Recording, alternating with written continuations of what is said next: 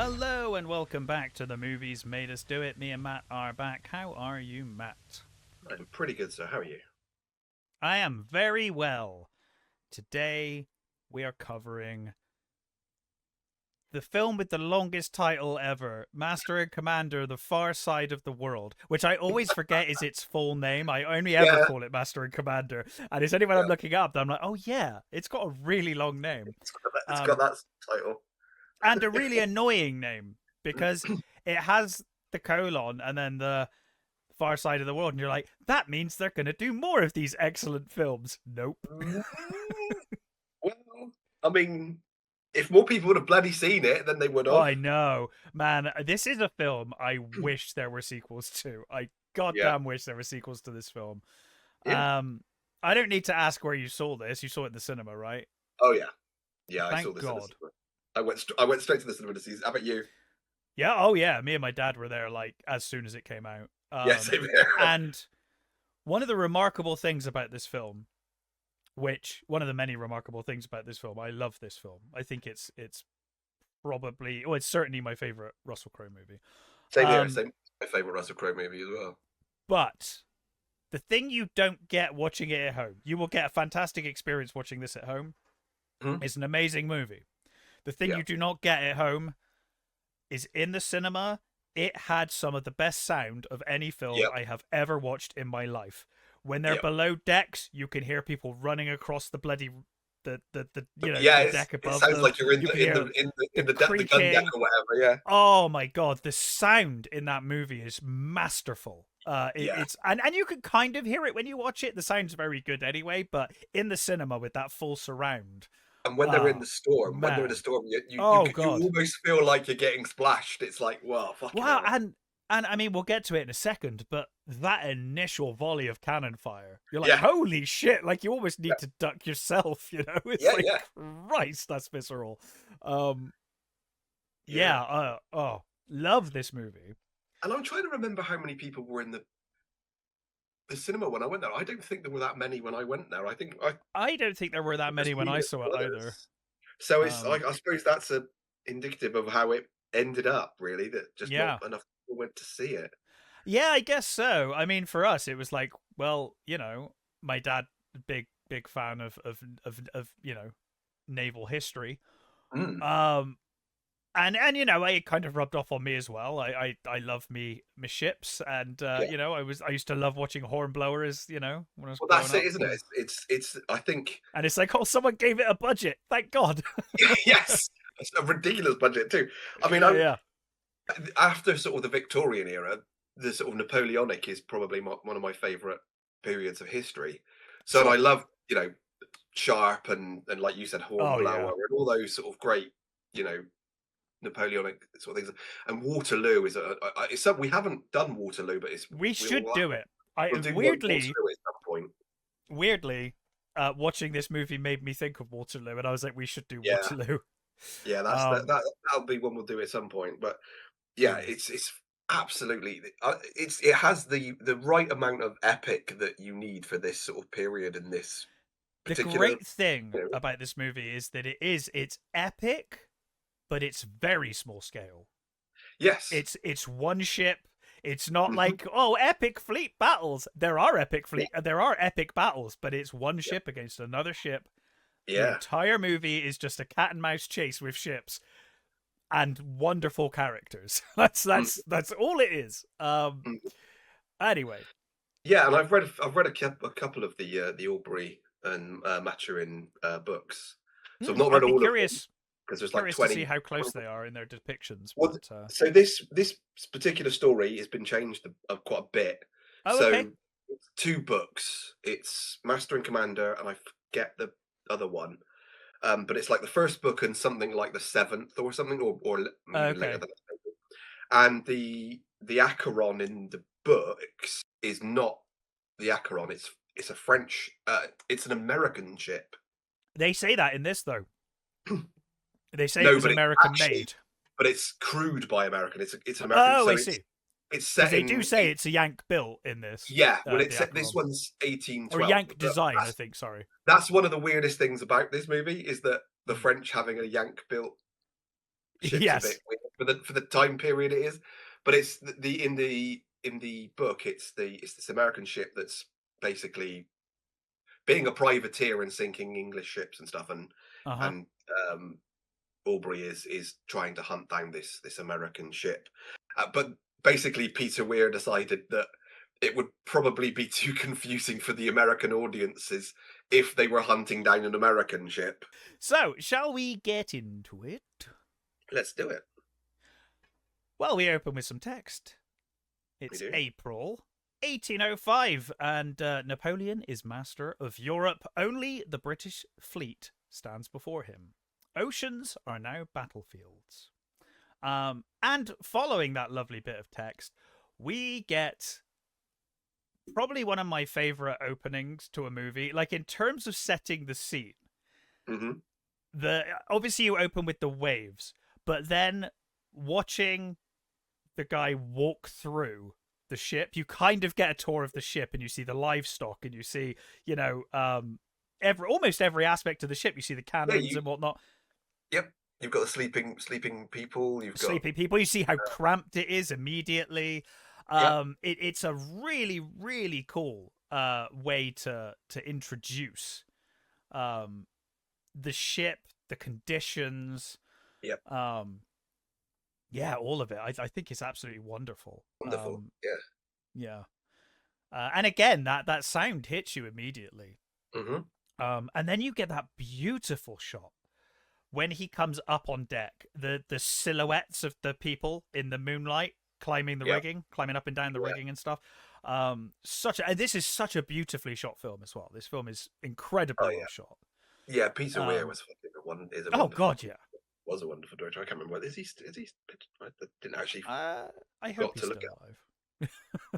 Yeah, let's assume he is. Yeah, he's 81, but he's still around. Yeah. So we basically follow this chap up, and then once we're up on the deck, we see we see the people working, and Will has fallen asleep, right, and he's woken up. Will is, I think, the youngest person on the ship, right, or one of the youngest, certainly. The powder monkeys, I think, they're the youngest, aren't they? That's true. Yeah. I think that the little powder monkeys are really young. But Aubrey's kind of taken a shine to him anyway. Yeah. So the master of the watch is they believe they've seen something in the fog bank, right? Because there's a huge fog bank out there. And master of the watch is kind of asked to kind of look, and he's looking through the fog. And for a brief split second, he thinks he sees something. But he can't be sure. And you see his hesitation. That's Hollum, isn't it? And it's kind of the first time, the first seeds of what will to come. It's you see it from the beginning. His indecision and his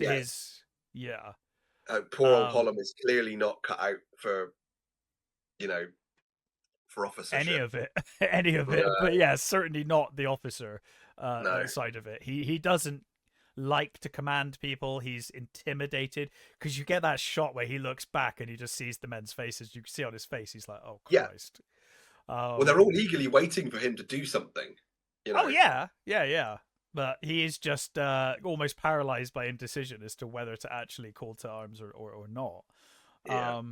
And of course, it's actually the second in command who calls in the end on his behalf. He's just like, yeah, fine, we'll beat to quarters, And then of course you see everyone kind of getting ready and rushing, clearing the tables to get the maps out, and you get the doctor preparing as well, don't you? He's putting all his instruments out and stuff. And I love, one of my favorite characters is Killick, he's fucking excellent.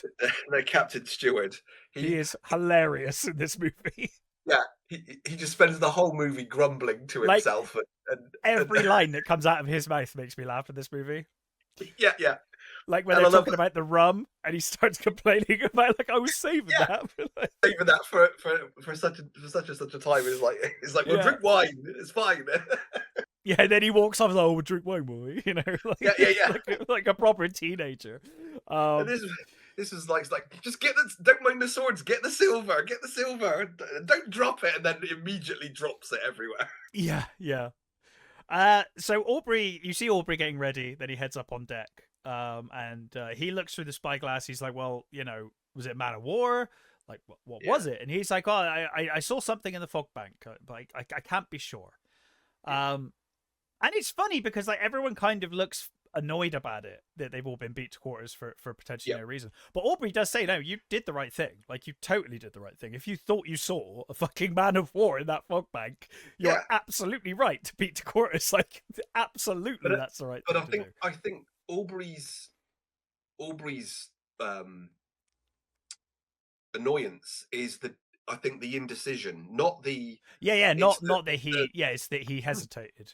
yeah. I mean, if he would have just said, "I'm pretty sure I saw something," or Yes. I thought it best, then Yes. it would have been a decision. Rather than I'm not sure. I'm not sure what I saw. Yeah, Yeah. like yeah. You need to command. You're in a position of command here. You need to say Mhm. something. You have men under you that need to respect you and believe you. And it's interesting because he will get, well, we'll see what happens to him as this film goes on, and he kind of gets blamed for this because he was on watch at the time. Yep. But it's Yeah. like, dude, if he hadn't beat to quarters, they'd probably all be dead. Like Yeah. he actually saved the ship at this point. Mhm. Yeah. Um, but in any case, Aubrey's about to kind of head back, isn't he? He kind of starts walking away, and then he hears something Yeah. as well. He hears that noise. And again, so much of this film is noise. Yep. And then you get that wonderful shot, the cannon fire going off in the fog, and you just see the Yeah. illuminated The light. shot. Yep. And then there's such a visceral attack Mhm. as it just shreds through the rigging and just Completely destroys tears through the ship. the backboard and anything. And what I love about it is it shows that in this situation, it's not the fucking cannonball that's probably going to kill you. It's pieces of your own Oh, it's ship that is splintering, just and going we'll to see shred you. I mean, this film actually shows some pretty graphic detail, the damage that splintering can do later on. Yeah. So, especially in this period, Hmm. infections and whatnot. Yeah. You get the guy turns to Will, doesn't he? And the guy who will lose part of his brain later on, the hold fast guy. And Yeah. he's got hold fast tattooed on his knuckles. Yeah. So yeah, they're all kind of preparing to return fire. And it's pretty clear they've been caught completely off guard. You see them readying the cannons, but then you just get another volley just cuts through the side of the ship. Yeah. And it is just it's hard to explain just how visceral this was in the cinema. Hmm. I can only say it's like almost akin to that beach scene in Saving Private Ryan, where it's like holy Yep. shit, like the first time you watch it, you're like wow, You especially in the feel like cinema. you're in it. You feel Yeah, like you're in that. You're right in there with them. yeah. Like you said, you feel like you want to duck when shards of Oh, the absolutely. the decking and the are just being raked over Mm. everywhere. And it's one of those things where you're just so used to in these movies or TV shows. The ship's almost always in perfect condition. Yeah. This movie, the ship is fucked from scene one, and it Yep. never really gets any better. It's pretty much knackered Well, from this I point on. actually think they do a good job of showing The refitting and stuff, yeah, the fact yeah, that the ships had carpenters on board. yeah. I mean the figurehead gets Painted and severely damaged, oh yeah, it gets fucked, yeah. and you see the carpenter putting it, making a new face for it and making Mm, putting it all back together. It's wonderful. yeah. But you see, Aubrey goes below decks, and he kind of looks out of one of the ports that is now completely torn apart. sees the Acheron, orders them to fire, and then he goes above deck, which is when another volley hits. Yeah. And of course, he gets hit with shrapnel in the neck, right? He gets splintered in the neck. Yeah. They try But and again, to that's again, like you said with the sound, Mm. it's almost like he slips and he sort of Yes, goes onto the deck. You know, he's halfway up the ladder and he hits the deck sort of thing. And the sound goes. it muffles for a minute, doesn't It it? Yeah. muffles for like, you know, like you know, you're in his head. Mm-hmm. He's got the ringing in his ears and the sound is gone. And he's got that sort of, you know, you can feel he's had the wind taken out of him, and he's Yeah. like, "Fuck! I've got to get up. I've got to get back up." Mm. It's Yeah. beautifully done. Wonderful. You see the guys below decks like panicking to patch holes in the patch the Yeah, seas just raging through the ship, and they're just hissing trying through it. Yeah, desperately to patch it. And then of course you have the chap who goes down and basically is like, the rudder's gone. yeah, like the rudder's been blown to pieces. Like, we're not going anywhere. We can't steer. no, We can go forward by the wind, and that's about it. We are at the mercy of the wind now. There's no rudder. yeah, So of course they call for small arms.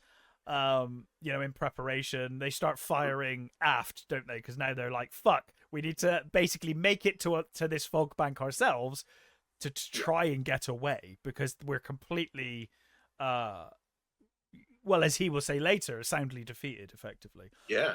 routed." And sorry, we should say as well, Aubrey is there when they fire those volleys back, and he sees that it does not penetrate the hull of the Yeah, Acheron. Like, it's doing minor damage. Yeah.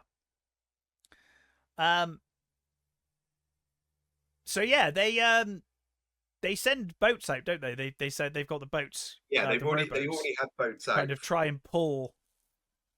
Yes. Yeah, so they got the crew basically towing her in. The 3 boats Towing her into the fog bank. Yeah. Yeah. Yeah.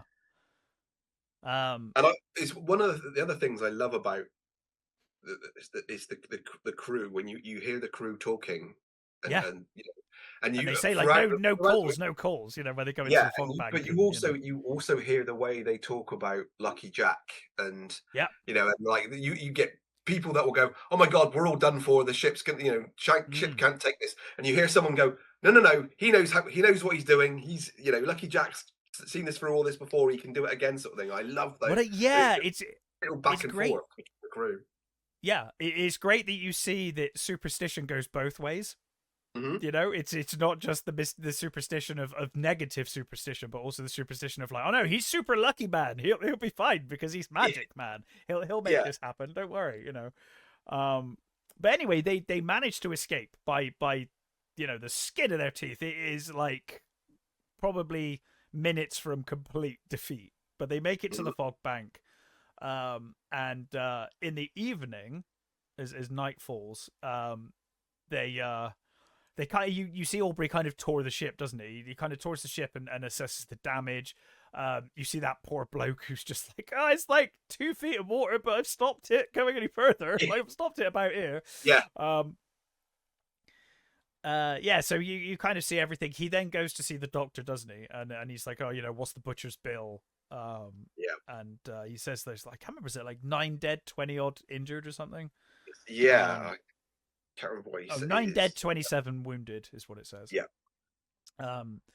So yeah, and again, you just hear people coughing and moaning throughout the ship from now on, pretty much. And I like you see one of my favorite characters is Blakeney, you see him get all those splinters up his arm. Will. His name is Will, right? Will no, Blakeney. It's not Will. It's Oh no, Will's the other guy. Sorry, I've been calling him Will this whole time. You're right. Sorry. It is Will. It's William Blakeney. Yeah.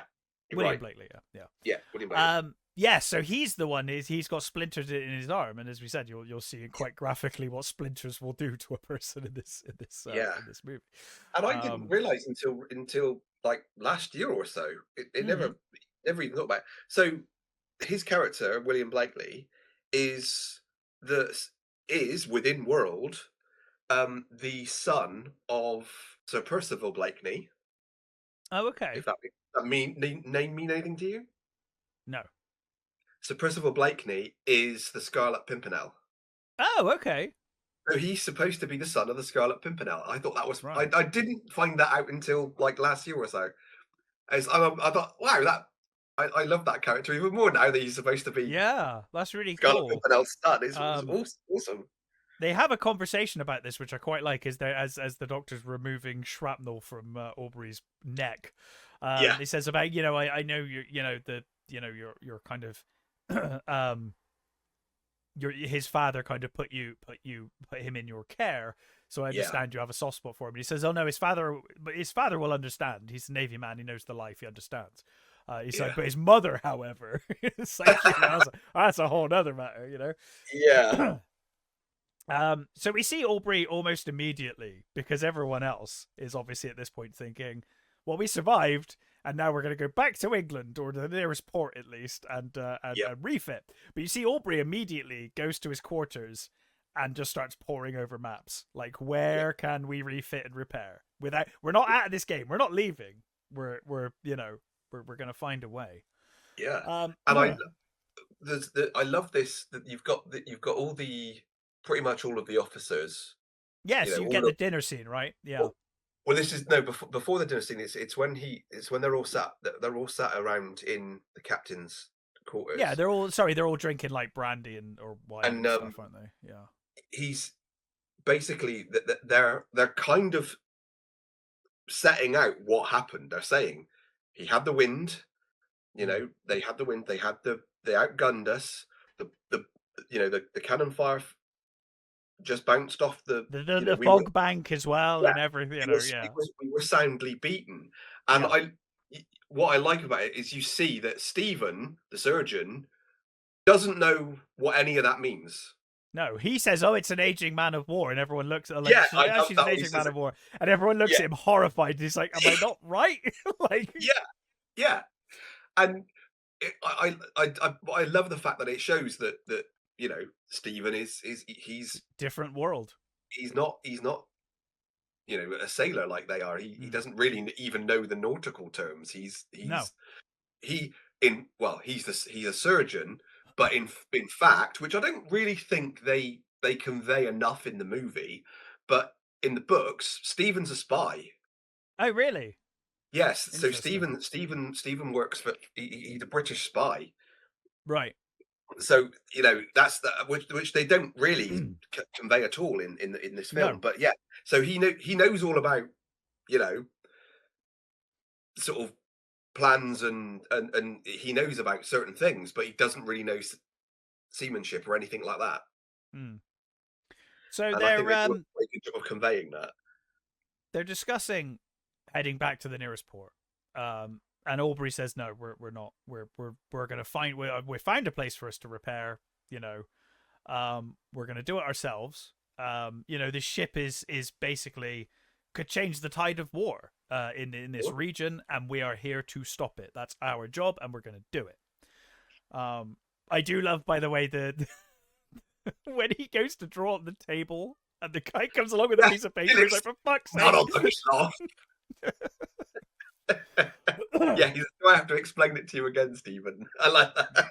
Yeah, yeah. And Um, again, what I love is when he says they're not going home, you look at the faces of the officers and there's a mixture. There's like one or two of the officers are like, you know, you can see the horror on their faces, like, no, no, we were fucked. And there's yeah, at least one of the officers, he's like, oh no, we're going we're for it. We're doing going. this. Yeah, He's happy that they're going for it. yeah, yeah. So later that day, I would assume, Will is talking to his friend about, is it true that they put the last stitch through your nose when you Mm, die? And you can tell he's got a fever. He's sweating like fucking crazy at this point. It's yeah, not looking good.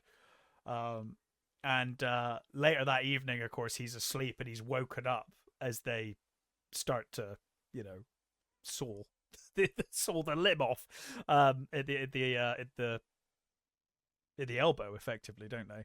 But yeah, you see them put the tourniquet on, and you can see in his face he knows what's coming. It's a real brutal, visceral scene, really. yeah. Um, But I love the way as well that uh, Stephen, they've got they put they put him in they put the bit in, and he cries out, and Stephen says to the other guy, says to mm, the young guy, he says it's okay, it's only the laudanum talking. yeah, And I love like it's that he the way he makes him seem brave, and the way he, it's okay, it's fine. He's not being, he's not being a coward or anything. He's not by crying out. It's fine. It's just what's going on, yeah. with the drug. I love that. It's a really sweet moment. Despite the horrific, of him getting out the blade to, because you have to cut the flesh and the muscle first before you get the saw out. Yeah, of course. I love that he's like, no, it's just drugs. Don't worry. He's super brave. He Yeah. wouldn't cry out because of this. I'm like, no. It is perfectly reasonable if someone's sawing your arm off to cry in pain. I think that's fine. I don't think there's anything to be ashamed of there. It's not like you've just stubbed your toe or something. No. You're having your arm amputated with very little fucking anesthesia at all. I think it's perfectly reasonable. Yeah, but that's a normal attitude, though, isn't it? I mean, Yeah, we're talking totally. we're talking about sailors here, and Mm. hardy folk that are not like us. Now, one point that is brought up the next morning, quite rightly, by one of the officers to Aubrey, is that the mast is kind of fucked and they probably need a new mast. Aubrey refuses. He's like, no, we're not spending a fucking week trawling through the rainforest trying to find Right, yeah. mast. Like, we'll make do. And of course, we'll see where that goes. We then get one of my favorite scenes of the entire movie: the operation on the hold fast guy, where everyone's ogling. They're like, "Is that his brains?" And he's like, "No, that's just his skull." And then he takes a bit off. He's like, "That's his brains." Yeah. Yeah, it's great. The whole It's just the ogling whole of the crew is amazing. Yeah, the and then whole you get the crew- guy the that whole- comes along and breaks him up, but then even he's like, "Oh shit!" Like, what is going on down there? Yeah, it's brilliant. But I love the way that you see that you've got like I You presume got the bloke who's like, "He's a physician, he is." yeah, and I like was So that he said, good. he knows about animals and stuff. He says he knows what even the insects are thinking or something. He says, isn't it? Yeah. And I love that you get I guess he must be a ship's smith maybe, because he's hammering out a coin, isn't he, to put on his head, and you again Yeah. you see Did jobs. they make it? I was never quite sure. Did they make it out of a spoon? Right. The coin? So Because I wasn't sure if they were melting the spoon down or whether the spoon No, was just part of the I think- operation. I think that the spoon is part of. I think what he was using to scoop out. Okay, that makes sense. I think. I was never So- quite sure if he melted that down and made it into the coin, or if okay. Yeah, no, I think there's an actual. He's actually using a hammered out and drilled coin Mm. to get to go over the hole in his skull. Yeah. Will has now had his operation and is kind of feeling much better for having lost the arm. And Aubrey goes to visit him. And he's like, "Oh, here's I've brought you a book on Nelson." And he's talking about all the brave Nelson and whatever.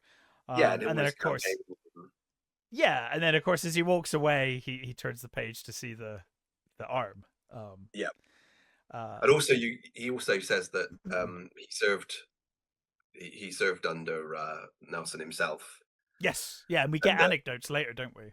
Yeah, and then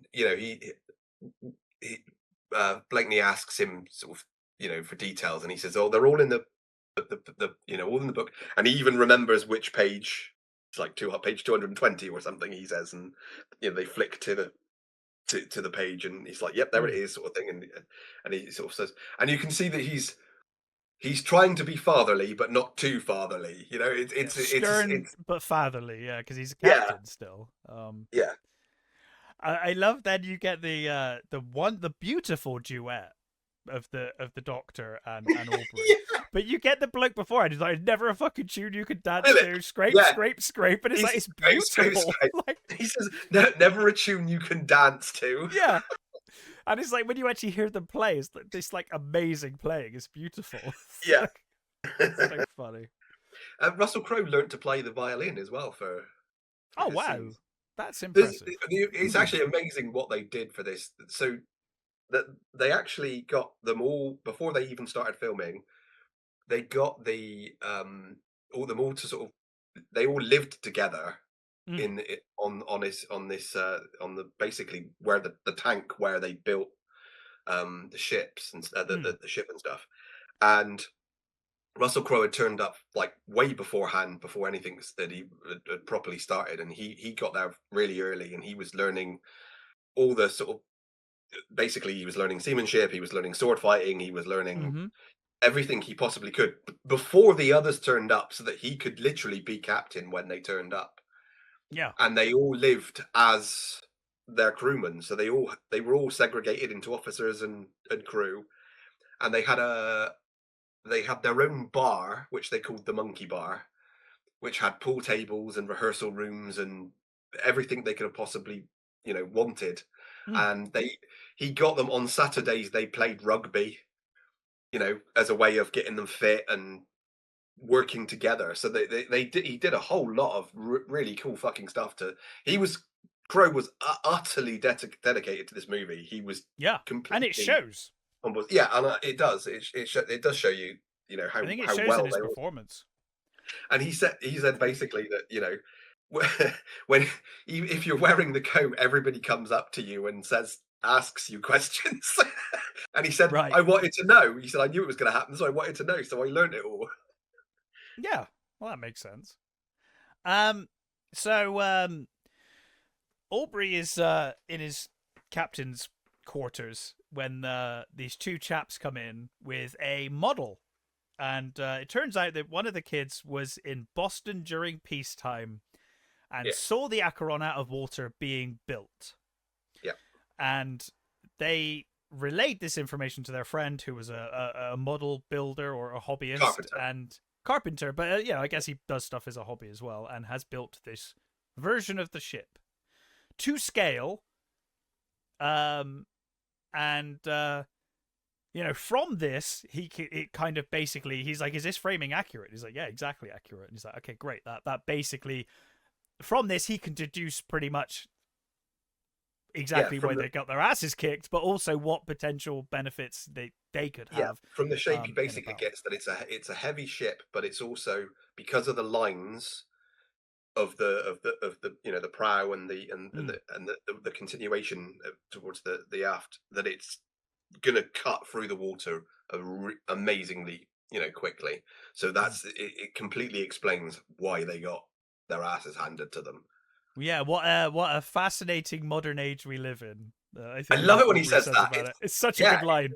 He says this is the future. Yeah, it's such a great little thing for him to say, and how how pleased he is with this, even with this model, looking at what's to come, sort of thing. It's a lovely little detail that I really love. They discuss further about a ship like that, she's going to be making massive headway on us. We're like days and days behind at best case scenario, and it's a 44 gun ship. Like, we've got no hope. But Aubrey's determined, and he's like, she's still going to be vulnerable at the aft, isn't it? He says the aft should still be vulnerable at the aft, like everybody else. Yeah. And so the Acheron is based on the Constitution. Oh, okay, that makes sense. Which is it's one of the most famous American ships, and they have it on display these days, and it's called Ironside. Its nickname is Ironsides because the cannonball literally did bounce off it, and it's something to do with the oak. It has two different species of oak on it. It's like white oak and what was the other one? Live oak, I think, is the other one. And it's the way it's layered means that it's just able to take the punishment like most of the other ships. Wood is very diverse like that. I was actually watching a video on, what was I watching a video on the other day? The Bismarck. And they were saying that it's amazing. Some of the deck planking on the Bismarck is still there. because they use teak, and apparently teak is just super strong wood and is super durable in water, so it's all still there. Whereas most Yeah. ships that wouldn't have used teak use something else, just gone, Yeah, all perished. Yeah. gone. So it is amazing the difference between different types of wood. And Yeah. oak is kind of well known to be a pretty hardy, Yeah, and hardy this wood. It's dense. this one used two different. And I think it only grows in like certain parts of Florida. I think the live oak stuff. It's yeah. I think it soaks up. It soaks up quite a lot of moisture. So I think that's why it sort of it's tougher than the white oak is. Yeah. But yeah, so then we finally get the dinner scene. Which is just such a good scene. Yeah. The joke makes me laugh every time. The Weevil story makes me laugh every We, time. and whenever somebody says something about lesser things, we always bring up the lesser of two weevils. Yes, yeah. You know, you kind of have to. It's wonderful. It's just still brilliant. Funny. We also get the anecdotes. Yep. About Nelson. Yeah. And he was once offered a jacket by one of his commanders or something, and he said no because his zeal for king and country. Zeal for king and country would keep him warm. Yeah. And he said if it had come from anyone else, you'd say, "Oh, what pitiful stuff." And they all roll their eyes. They all. Well, the doctor specifically rolls his eyes. Yeah. Yeah. Because the thing is about the doctor is he's an Irishman. He's he's not as gung ho about king and country as the rest of the crew are. You know that they're an unlikely friendship. Those Stephen and Aubrey. But they work really well together. Yeah. And I love the first story because he says oh, what can I ask you an anecdote about Nelson? He says, oh yeah, he spoke to me twice. He says the first time he says I remember it well. He says he looked me right square in the eye and he said, "Can you pass the salt?" Yes. And I love the way that they all laugh is wonderful. And then he says about the boat, the story about the boat cloak, and the other guy, Pullings, first Lieutenant Pullings, was on the ship with Aubrey. So those two have come up together, and because he said he turns to Pullings and says, don't you agree? Something, and Pullings is all sort of like, yeah, no, that's how it is. That's what it was like. Yeah. They have a toast to Lord Nelson anyway. Yep. And they also have what I believe is the Royal Navy's Saturday toast, which is to wives and sweethearts, may they never meet. And then you get the Weevils, which they've got the ship's biscuits on the table. And you see the two Weevils. Yeah. And he says, "Oh, which is the which one would you pick? Which one would you pick?" That's right. Yeah. And he looks down and he says, "Well, there's nothing wrong with they're both the same. They're both weevils." He's like, "No." He says, "Well, if you're going to press me, I guess I will pick the left one because it's bigger and it's longer and it just has more going for it." And he says, I love it when he hammers his fist on the table. He says, "Yeah, there, I've got you." And Stephen's face is like, what the fuck just happened? And he's like, don't you know in the service you must always choose the lesser of two weevils? And the rest of the officers they howl in laughter, piss themselves. And he's just completely stunned. And I love the way he says, "He who would pun would pick a pocket." Yeah. Yeah. Meanwhile, above decks, music is happening. There's a big sing along going on up on deck. And I think, is this the moment where the Holdfast guy speaks for the first time? It might be a bit later, actually. Because I know he says a few things, doesn't he? Yeah, like, oh my God. Yeah, he does. He speaks there. He says, "The Lord taketh and giveth away," right? And that's like, they're like, "Oh my God, he spoke." And then Aubrey looks at the doctor, like, "Oh, well done, fair play." Yeah.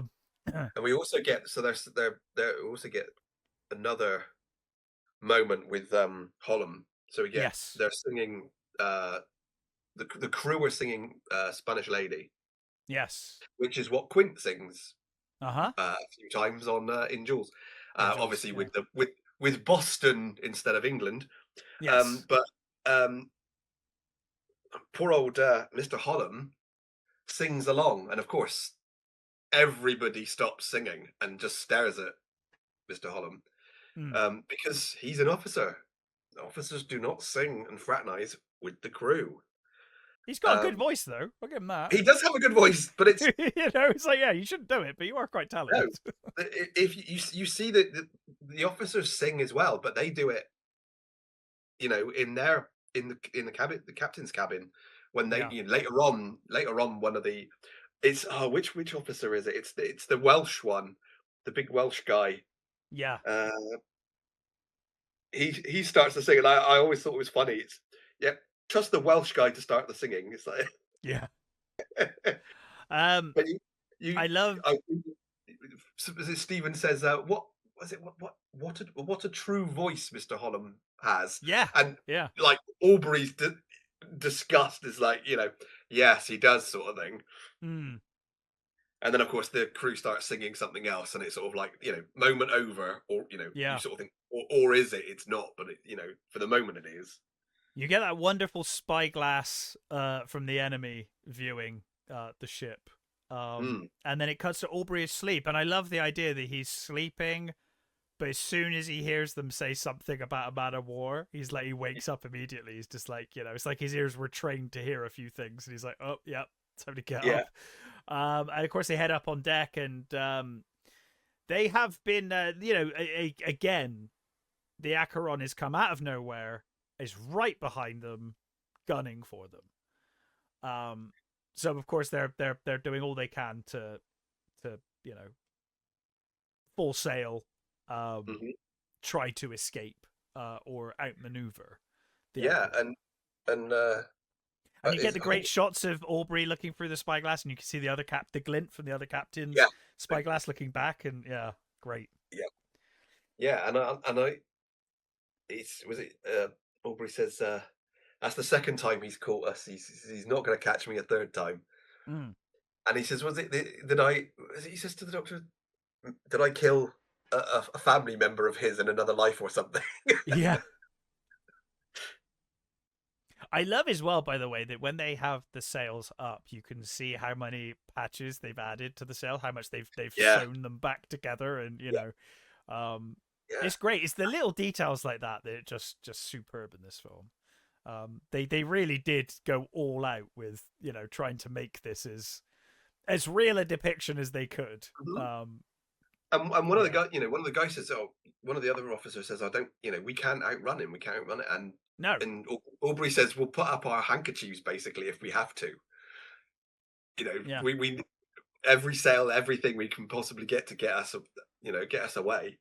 Yeah, he says, well, just enough to keep us like 5 hours, isn't it, until nightfall? So they're like, just keep us out of their reach until nightfall.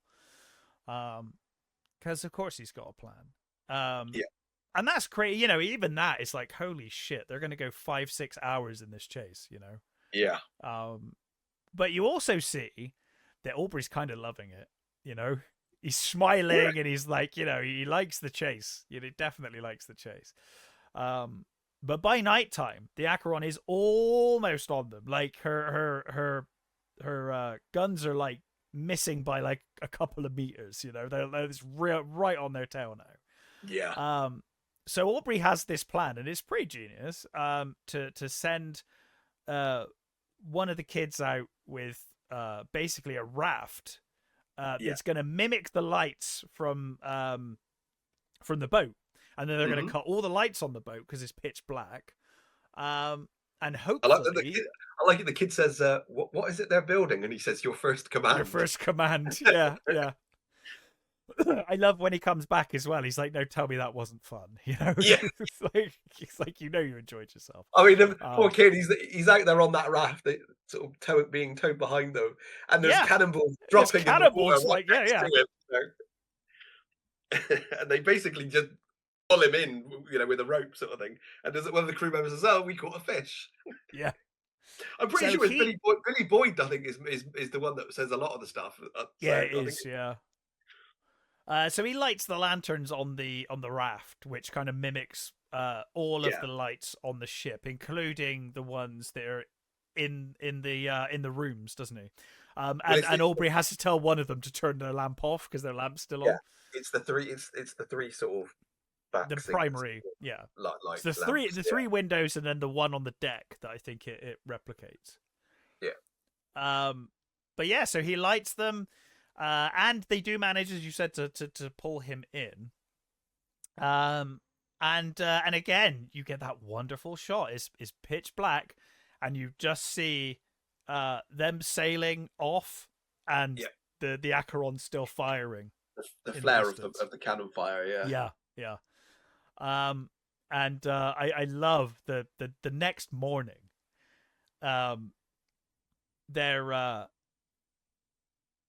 They basically are like coming up on him in the morning. Now they're chasing him. Yeah. Well, he's sort of timing it, isn't it? You see him sort of like looking at his watch, and he turns to it's Billy Boyd's the coxswain, so he says to him, change course now, basically. And they come up behind him, and I think it's the Welshman again. It's Mr. Allen. I think it's Mr. who is Allen, like the biggest naysayer of all of it. Yeah, he's like, that is the finest seamanship I've ever seen. Like he's like that was amazing. Was it 5 hours? Is it 5 hours in complete darkness? And he turns around and ends up coming up behind him because there's now that seamanship, Like even he, who is the biggest naysayer of this entire thing, is like, that was amazing. Like he's like, maybe he actually is Lucky Jack. Like that's pretty impressive. Yeah.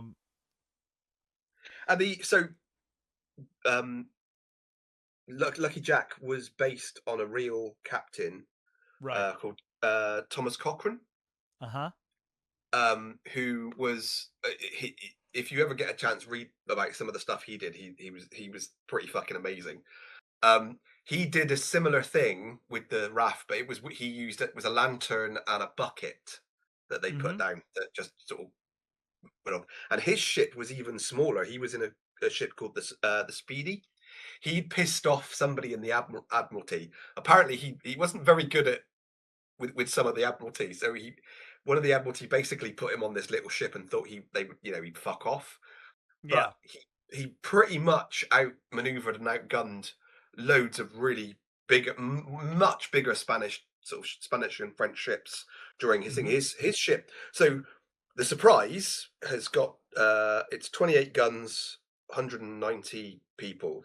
Yeah, so it's double the guns on the Acheron, effectively. Yeah, and the Speedy was 14 guns and 54 people. Right. And one of their biggest victories was a Spanish ship against called the El Gamo, which was 32 guns and 319 people. And what he did was he put up an American flag to confuse them.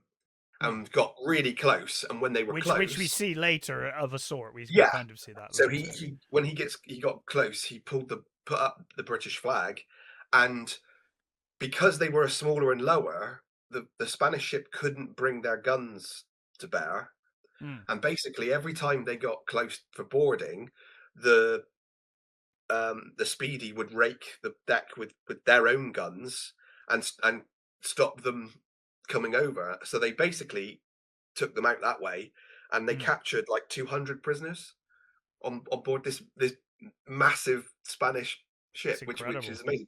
So Thomas Cochrane was who he was based on. He was a really interesting guy.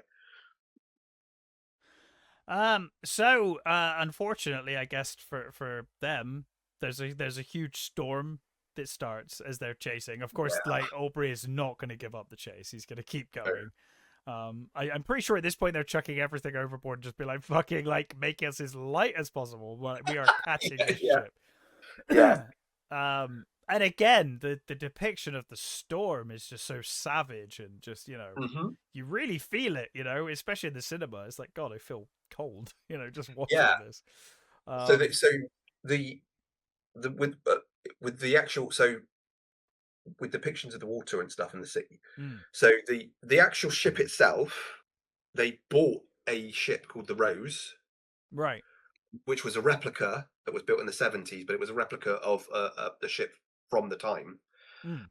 And it was for sale, and Peter Weir basically bought it. So there was a lot Oh. of the scenes were shot on that ship, out to sea. Then they built they basically built decks and almost another ship as well for them to do, because as they said, you don't want to film it too much actually out at sea. So they did it on the biggest tank, the biggest film tank where they filmed Titanic and stuff like that. Yes, because I think Cameron purposely built that, right? That Yeah, the funny that thing whole is, studio. it's called they call it a tank. It's not a fucking tank. It's It's just like the a fucking. ocean. It's Yeah. it's fucking huge. But they built, a ship on that, and also they got the model makers from Lord of the Rings to build like a 30-foot replica of the ship as well. So Right. they're using all those sort of shots from the actual ship, shots from the model, and shot Mm. from that they built, and they got so the HMS Endeavour was Mm. actually circumnavigating the world at this point, Mm. and they got two camera people on that ship while it was going around the bottom of South America, and they filmed storm footage.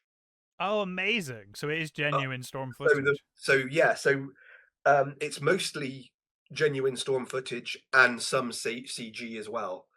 But it's they fucking the work they did on this movie is absolutely astounding. It's incredible. It really is. It really, really is. Um.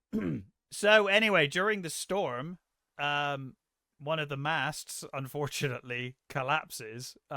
With one of the kids on board on right. Yeah, So and he again, falls.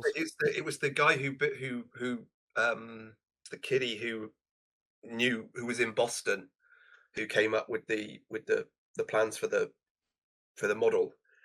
Mm. And Mr. Holland is actually sent up there to help him, but Mr. Holland doesn't quite make it. He doesn't make it to him. No, no. So Which it's again again, is like another mark against him. Yeah. it's another nail in poor old Holland's coffin. Yeah. Hmm. Even though he's done nothing wrong, Other than be not suitable for not office. commanding enough. Yeah, Yeah, yeah, that's the problem he has. yeah. Um, and of course, Aubrey wants to wait for the boy because he's climbing up the rigging, isn't he? He's climbing his Yeah, way back. he's pulling But of course, he's himself told like it's gonna sink us because the whole ship is now at kilter, right? pretty much on its side, It's almost on its side. Yeah, listing massively, and you can see all the people inside are like, we're fucked, yeah, and I think it's Um, pulling's shouts out that it's basically it's pulling the working ship as a down. yeah, it's working as It's an working as an anchor. anchor. Yeah. It's dropping us down, and so you can see the sort of the decision has to be made, and he basically gets out the boarding axes, Mm. or the ship's axes, and he even gives one to the carpenter, his best mate. He gives it, and it's like, oh my god, this poor fucker, he's basically killing his best friend. Yeah. They And he has they've that got moment of hesitation, but then he's like, well, yeah, it's either that or we all die, yeah, Um, yeah, you get that and they horrible shot of him, like, because Jack cuts the last rope and you can still see him, like, swimming for the mast. And it's like, yeah, shit. And you get that horrible shot after the last bit is cut. And you kind of can see in the distance the realization on that kid's face when he's like, oh no, that's yeah, it. Like, it's cut. I'm not getting there. yeah, And of course, and it's great. You get the celebration below decks because they've no yeah, idea. They're just because happy the to be ship alive. rights itself. The ship Yeah. goes back up because and the crew below decks give off a mighty cheer, and that poor fucker. You hope the He storm didn't was hear enough. that? Yeah, yeah, Yeah, you yeah. hope the storm was enough that he didn't hear the cheering. Poor Yeah. bastard. Well, yeah. Um, so yeah, they're pretty horrendous. And of course, now, as you said, the you know, the contempt is growing. Yeah. Because again, he's he was there. He was there when the Phantom attacked, as they call it, the Yeah. Acheron. And then again now, one of Well, them's lost their lives, and he should have been up there too, but he wasn't. yeah, it's the old guy again, isn't it? The stand fast guy who keeps bringing it up that he's a Jonah. He says he's a Jonah. Yeah. He he was on watch when it first appeared, and you know, every time he's on watch, something horrible happens. Yeah. He's gonna send us back to the down to the op place. He keeps saying. Yeah. Yeah, so he's he's spreading this kind of superstition. You get a lovely scene between the Doctor and Aubrey when the Doctor's kind of saying, death in war is kind of more easy to accept than when it's someone under your command, and it's like something like this where it's not, they didn't just take cannon fire and he died. It's like a moment where you could have done something. And he said, I feel the same way about my patients when I'm trying to save my patients. It's like, when it's on me, it's that much harder to deal with than if they just pass away. Aubrey even says, he's like, well, the crew are going to take this badly. They're going to, He was popular. Yeah. Yeah, he was popular amongst the crew. And he says, what would you have me do? He says, I would tip the grog over the side. And he's like, there's no way I can do that. Didn't he say it's like the like centuries of naval tradition? You can't deprive them of that. And they would. I mean, to be fair, I imagine that's a fucking mutiny if you did that. Like, Jesus Christ, that's like one of the few fucking pleasures they've got. That would be terrible. I played Sid Meier's Pirates enough. You don't do that. That's a bad idea. And again, it shows the difference between the two men that, he has no idea about command. Him, Stephen being Irish, he has a very different look on the English than the rest of the crew would, and he's seen how the Irish have been treated by the British, I would say, in the past. He has a sense of history, but he's as Aubrey says, you've come to the wrong place for anarchy here. This is a ship of a British ship of the line, and it's what you're talking just isn't gonna fucking fly here. Yeah. And I think that we've missed. There is a scene where I think it's before this where Stephen says to him about what his orders were. No, it's this scene. I was literally about to say it. Yeah. And he says that my orders were to follow him as far as Brazil. Like, my orders, I exceeded my orders fucking ages ago. Like, yeah. No, it is that scene, I believe, is where that happens. It shows, and as Stephen says, it smacks of pride now.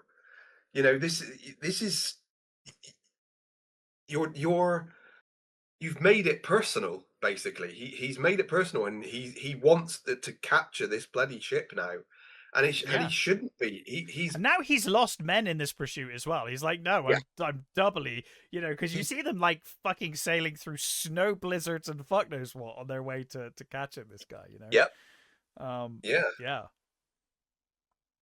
And again, like you said, with the snow blizzard, I love that you get they're heading south, and the snows, they get snow and everything. And I like it when you see them all. They're all sat they're sat in the officers' the officers' quarter, and the captain's quarters, and it's all dark, and they change direction and stuff. And again, it's just showing that Stephen doesn't know what he says. I've missed something. I don't know what's going on. It's like we turned north. Yeah. we're heading to the sun, basically. Oh right, okay, fine. And of course they've got this fucking disgusting looking cake of their destination. Yeah, I'm guessing it's like it's blancmange. I would assume. I've never been quite sure what that's made of, but it looks very unappetizing. I think I'd be like, no, I'm good. I think I'm good. I imagine I'll stick with the yeah, ship's biscuits and a bit of wine, thank you. they've been probably eating all sorts of stuff at this point. So Oh I yeah, imagine yeah. it I would be mean, a it's welcome change to have something that looked remotely like pudding. it's probably sweet and What do they you call know, it? Aspec, I think is it aspec they call it? right. Something like that. Okay. Yeah. So it's again, Killick being all grumbling. He's like he shouts out for Killick. He's I'm already here. Yeah. And of course there's a version of the there's a model of the acheron which he eats. He says that, you know, because he gives them a bit of the islands, doesn't he? And it's like, and the acheron for me. Well, I like he puts it down and he says he's saying this is where we're heading, and he puts it down, and I like the way that they all sort of swarm over, and you can see them all like, again, Stephen hasn't a fucking clue what he's looking at. No, but I think it's again Pullings. I think says, "Oh, it's the Galapagos," and of course, Stephen perks up then because that's and him being a naturalist. That's his. He'd love to go there. He wants to discover new species and things. Yeah, and they do a sing along. Yeah, started by Mr. Allen. Yeah. And yeah, so they're heading to the Galapagos. And yeah, that wonderful shot from the back of the ship of them playing together, him and the Doctor again. There's just some beautiful shots in this film. Stunning. We then get the discussion about the strange and wonderful beasts of these islands, as the he's explaining to Aubrey how incredible these islands are, and of course Aubrey says, "Look, I promise you, we're going there. We're going to need to refit for several days at the very least. You can search to your heart's content on the island. You'll have some time to to do this." And of course, he's very appreciative of that. And you see that Will has started taking an interest himself in creatures and bugs and all sorts, because he's looking at a stick insect, isn't he, in one of the books? Yes. Phasmid. And yes, yeah. And then of course when they finally arrive, they're kind of both excitedly running up on deck as they kind of approach. And I love, you get he finds like two species through the spyglass in like 5 seconds of just looking out. He just looks out and he's like, "Oh look, a flightless cormorant. Oh, flightless and also these lizards that swim." It's like, holy shit, like swimming iguanas. Yeah, because I love, he's like, iguanas don't swim, and Will's like, well, these ones do. This one does. Yeah, this one does.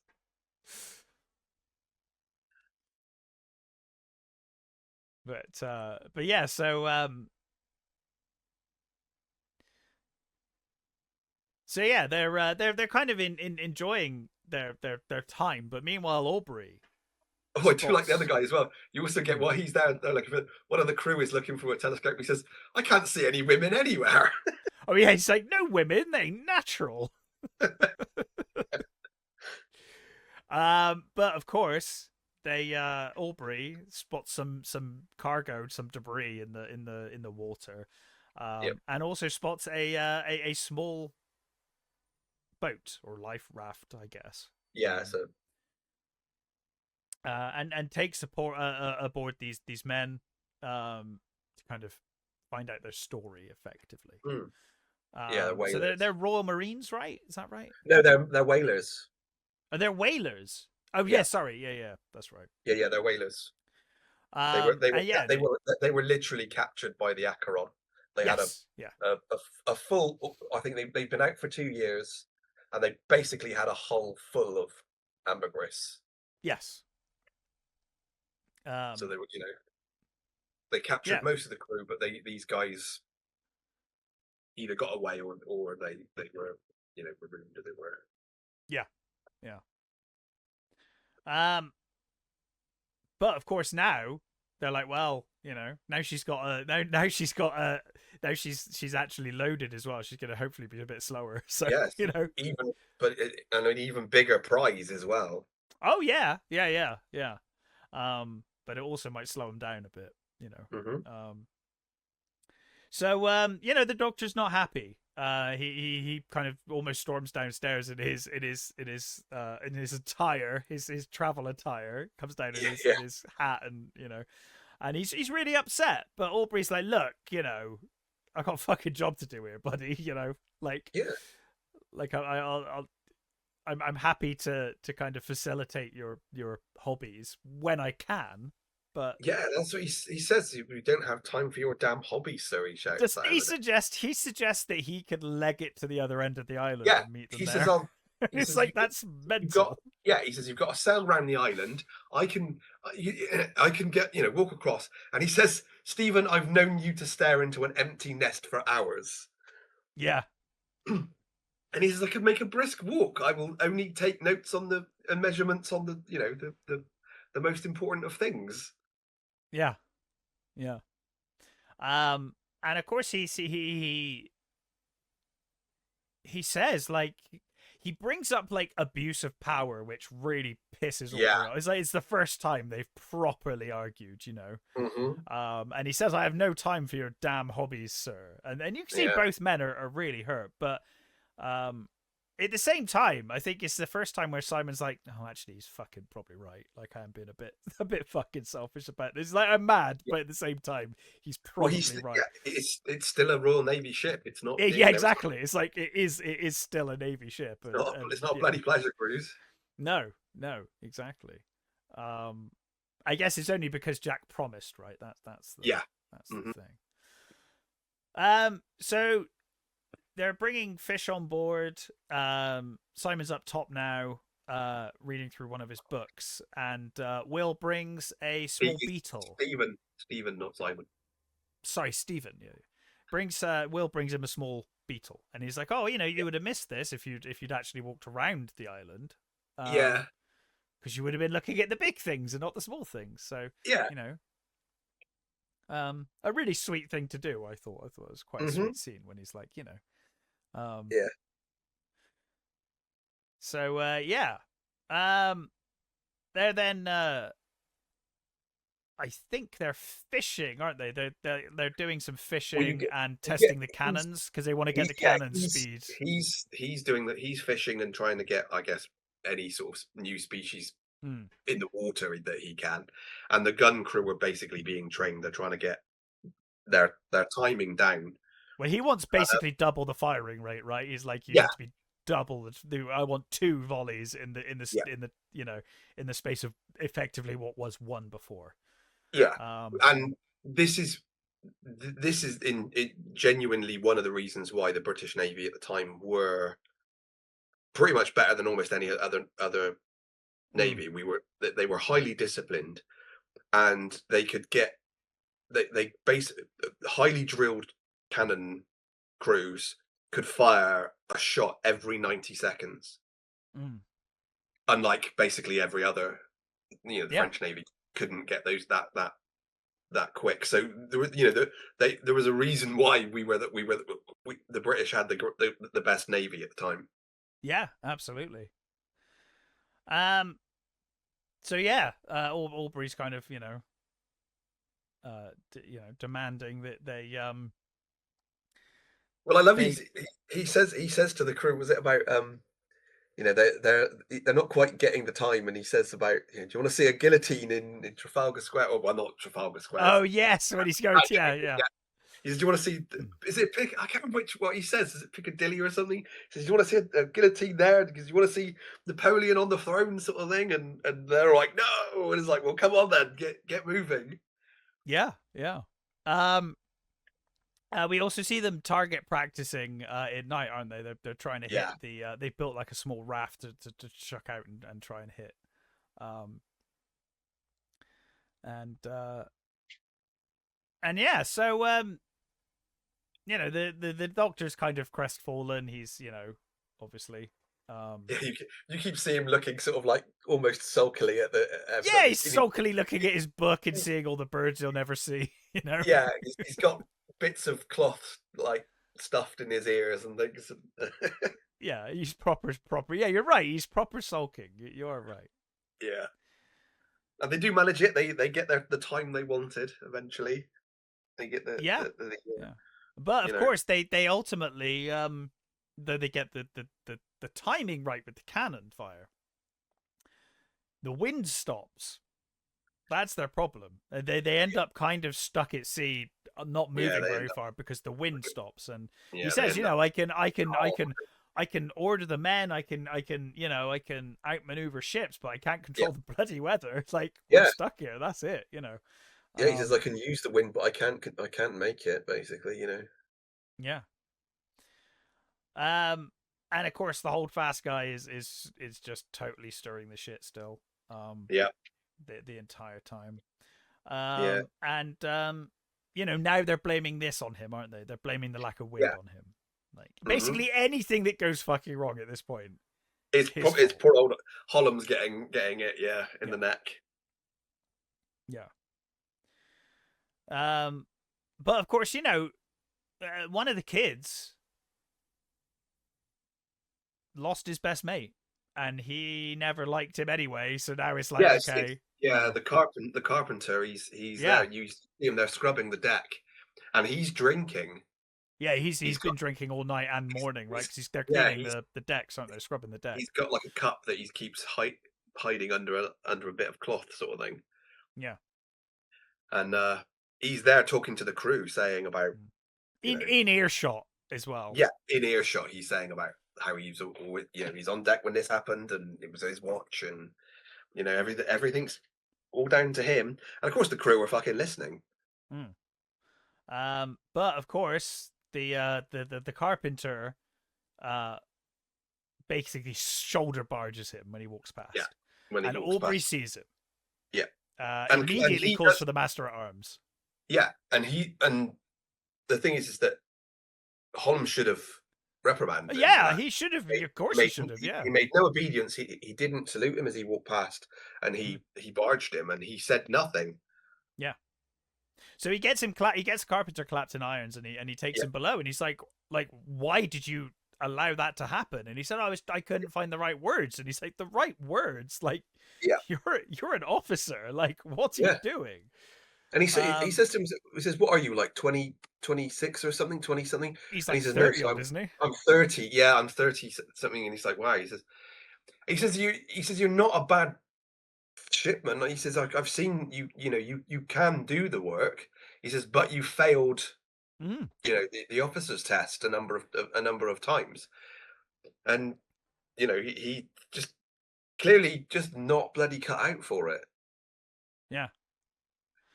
And he says they'll hate you in the end. He says men must be. He says men must be governed. He said you have to, you have to keep them separate. You have to keep them separate. You have to, basically give them orders. He says you don't have. He says you don't. You can't be weak. He says, but you don't have to be a tyrant either. No, you don't have to be awful, but you have to have the right amount of authority and the right amount. Absolutely. If you don't show them, then they will think you're weak. They won't take your orders. Yeah. It's as simple as that. Sort of, as far as Aubrey's concerned. And he says, well, I will try harder.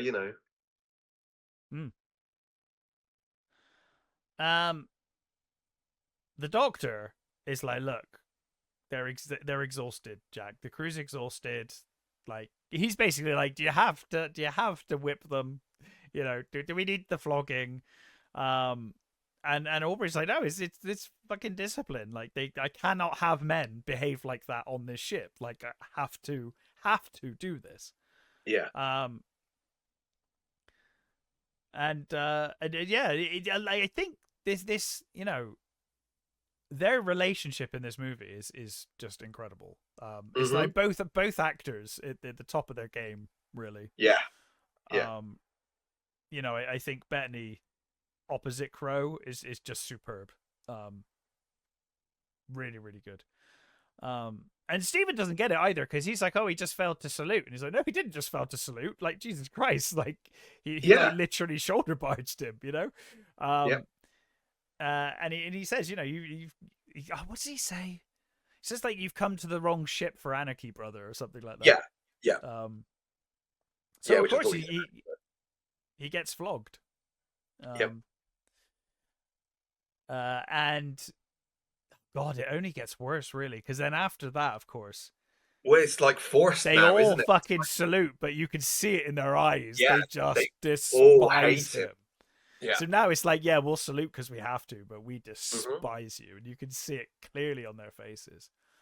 Yeah. And he has like a proper panic attack because he has to walk through them, below decks.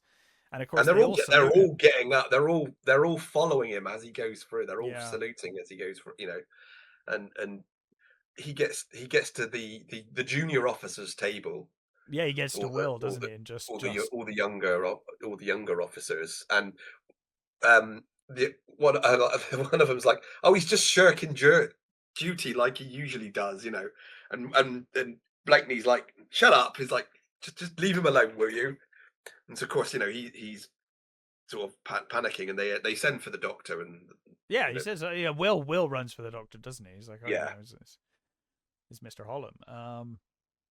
And the doctor says, hey, there's nothing wrong with him physically, but he believes he's been cursed.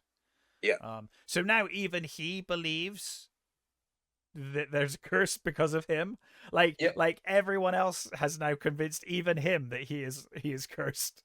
Yeah. And Aubrey says, you can't read everything in your books. No. That is this, And the men can't abide a Jonah. Yeah. Yeah. And of course he hears later that night or some night he hears them talking about him still. And that he's causing all of this. He's the Jonah. And yeah. He says every time he's on watch, the Acheron appears, and it's yeah.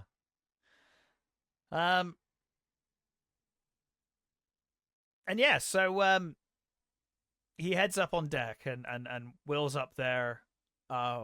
He basically says to Will, he's like, you've always been a really good friend to me. He's like, you've always been a true friend. And he says he feels better. He says, oh, I feel better now. Thank you.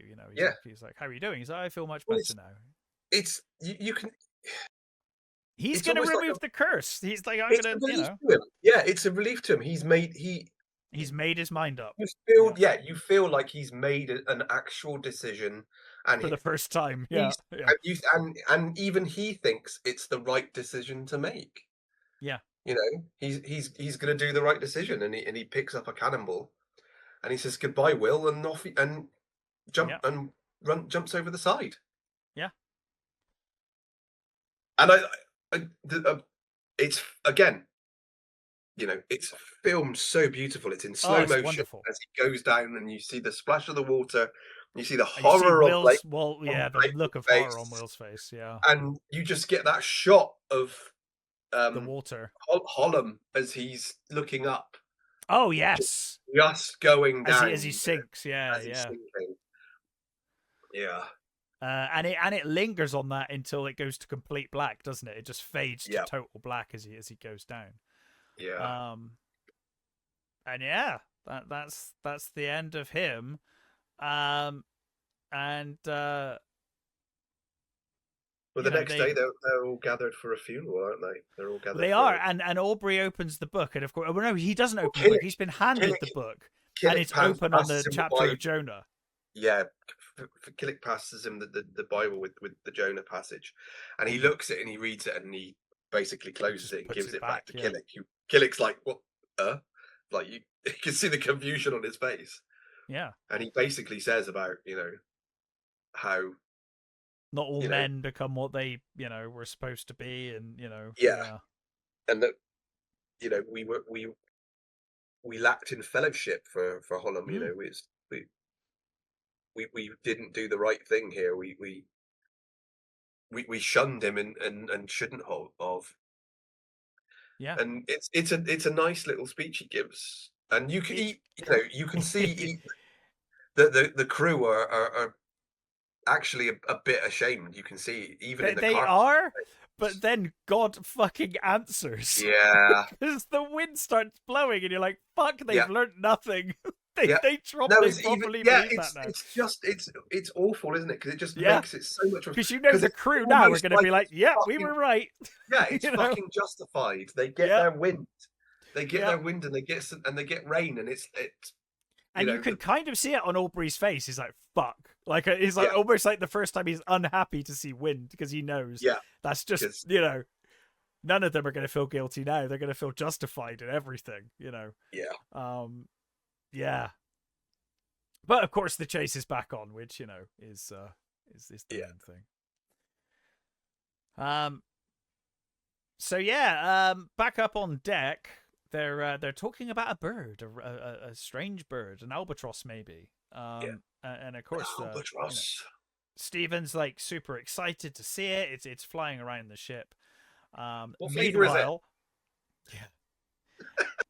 meanwhile, someone's trying to shoot it. The Captain of Marines, Yes, Captain Howard, Yeah. who's played by Chris Larkin, who is another son of Maggie Smith. Oh right, I didn't know that. Yeah. Ah, cool.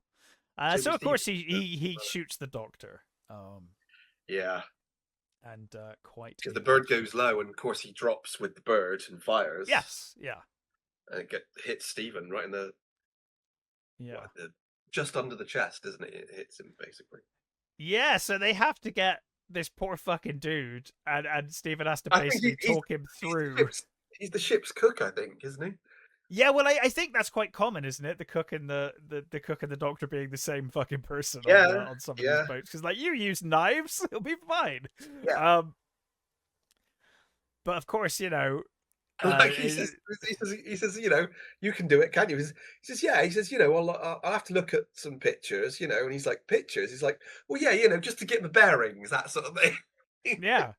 And he's like, oh, it'd be easier if we were on land, you know, but we're moving on this boat. Let's move it about. And I you see him, he's not there, and he's got the sort of the Grey's Anatomy sort of thing. I don't think it's Grey's Anatomy, but he's got the sort of book on anatomy. He's horrified even by the anatomy book. Yeah, he's flipping the pages. Like, oh, this is gross. And he's got this glass full of something, wine or something, and he's like, oh god, and he swallows and quickly takes a drink.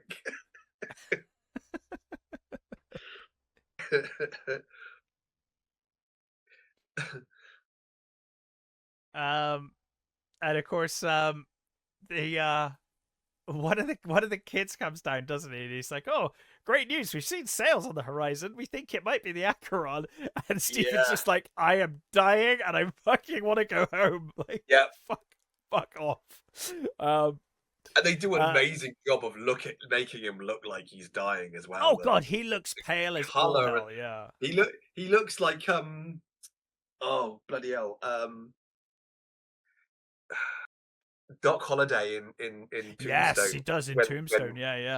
When Val Kilmer, when Val Kilmer's sort of dying, tuberculosis dying. Yeah, they get the look of the sort of horrible, sweaty, sort of pale look. It was done amazingly. You get the great shot of the Acheron in the distance, and Aubrey's looking, and you get that zoom in on Aubrey's eye.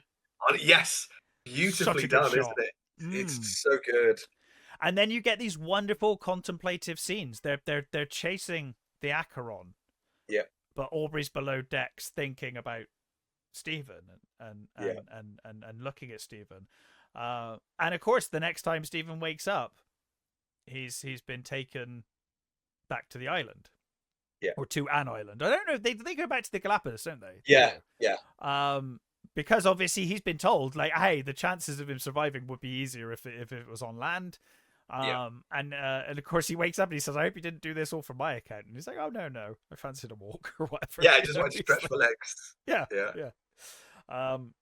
And of course they've set up a tent, and they're gonna do surgery, but basically Stephen has to talk them through how to operate on himself. Well, yeah, he Which- says no because you know what's the guy's about to do it, and he says no, I'll do it. He I'll says, you do just it, basically have but to you're assist gonna me. have to guide And I love me. Yeah, I love it. Jack's about to leave the tent, and he says, "Oh, I could use another pair of hands," and and of course he sort of like he comes back and he's like, "Oh, I've been around wounds all my life. It's fine, you know, not a problem." And I love it when you see what's going on and you keep cutting to his face and he's you know got he's sweat. He's got sweat Yeah. building and stuff. Yeah, He's yeah. having real trouble with it. It's brilliant. And the big guy holding the mirror keeps like looking away as well. And he's like, he's hold the mirror still. He's like, oh shit. Mm. And what I love about this scene as well is that you don't really see the details of what's going on. You don't see the No, sort of you the get the corpse and all. mirror, but you don't really Yeah. see too much in it No, because you his can see that hands are it's blood and covering you can it, see and things. Yeah, you can see things moving around a little. And he says to the guy, you know, with pull up a rib. He needs to Yeah. pull up a rib. He's got him pulling up the rib and stuff, and it's all on their faces. It's the all the sort of the horror on on the three guys' face, and the sheer determination on Stephen's face as Yeah. he's fucking operating on himself, and it's brilliant. And I love it. You cut to outside the tent, and you can see that the crew, they are all, you know, they're all eagerly waiting because they all, it's especially the stand fast guy. He's, you know, yeah, he owes the his life doctor. was saved by him. Yeah. Yeah, so it's they're all you know, clearly on board. Well, with- and the rest of the crew know the fucking cook. They're like, we're fucked. If like, you know. yeah. And of course, I love that they remove the bullet and they Yeah. get the cloth out, and he matches the Yeah. cloth to the hole, and he's like, "Oh, it'll patch up nicely." He's like, It'll "Thank God." patch I up think we've got nicely. I all of love it." that. That's a brilliant Yeah. line. It'll patch up nicely. Yeah.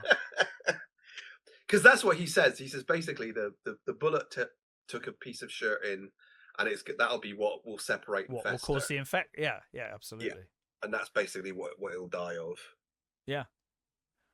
But of course he doesn't die because they do remove it, and by some miracle it doesn't get infected. So he survives. The lads get to play some cricket. You They see them, they you know, all having make getting some fresh moonshine or whatever the water. fuck they make. Yeah, they're grinding down cactus and Yeah.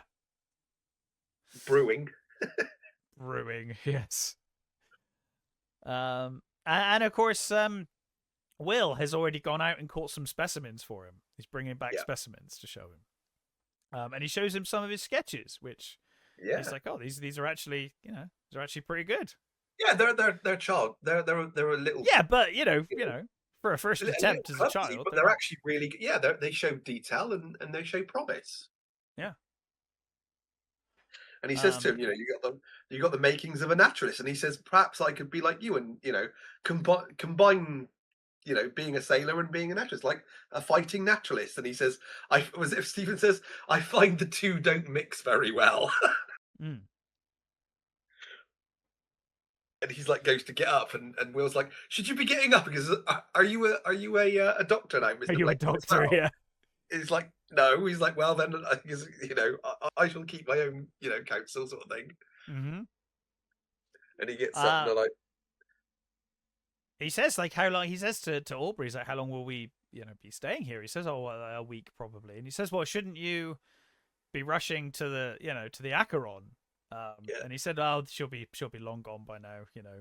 Basically, Aubrey's like, we've lost her now. That's it, you know. I chose my friend over this pursuit, so that's fine.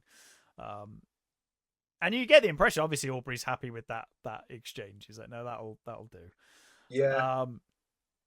And of course, you know, he has been riding the men pretty fucking hard, so a week off ain't a terrible thing, is it? You know. Yeah. So you know, he does get to watch the lizard swim and kind of categorize and record the creatures they find along with Will. He particularly wants to find the cormorant, doesn't he? The flightless cormorant. Yes. And I like it. He says and to him, boy, does he find it. but I love it. I like that when he says to him about how can I ever repay you? He says, it's fine. He says, you can name a plant after me. He says, something difficult and hard to eradicate. Yeah, yeah, yeah. And he says, no. He says, I shall name a species of tortoise after you. Is it Testudo aubrey? Yeah. So they travel, desperate And to this find again, this. this is Oh, beautifully it's shot. wonderfully shot. As they're Yeah. walking along, there's him and Blakeney, and I forget the name of the tall guy, the guy that was holding the mirror, but he's a big dude. Yeah. And you get these wonderful shots of them walking along, and they're measuring these massive tortoises, and they're taking measurements of thing, and they're chasing lizards and things. He's like, put the net down and use your hands. And I love that he finds the beetle that will. Yeah, well, he sees the cormorant, doesn't he? And he starts climbing this sort of hill. But then he finds the beetle. Yeah. And of course he's like, oh yeah, Will was right. It was from here, and it is native. Yeah, you get that wonderful shot as he picks it up. Yeah, and then it flies off, and then of course the focus changes. It pulls back. Yeah, to show the fucking Acheron. The Acheron with that massive French flag blowing in the wind. And he has that moment of like, I could just not say anything. Yeah.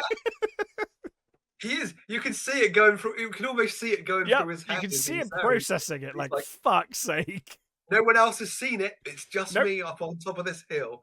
I could just walk down there and not bother.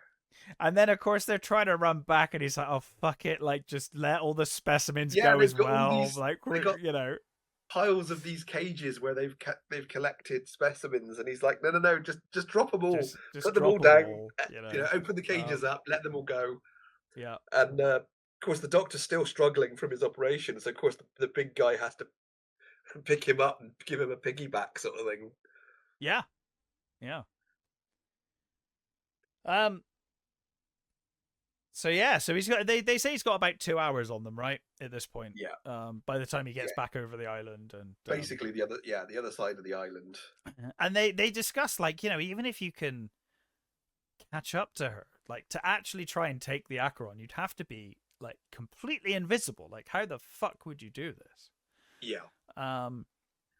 And you've got Will and the Doctor looking through some of the plants that they found, and he says, I do like it. It's a really sorry collection when you sort of think of all those cages and things they had. The wonderful lizards that he found. And he's there, and they're like, he's emptying his pockets, and he's putting out this, like, the odd flower and the odd bit of stick, and it's like a really sorry looking table of objects.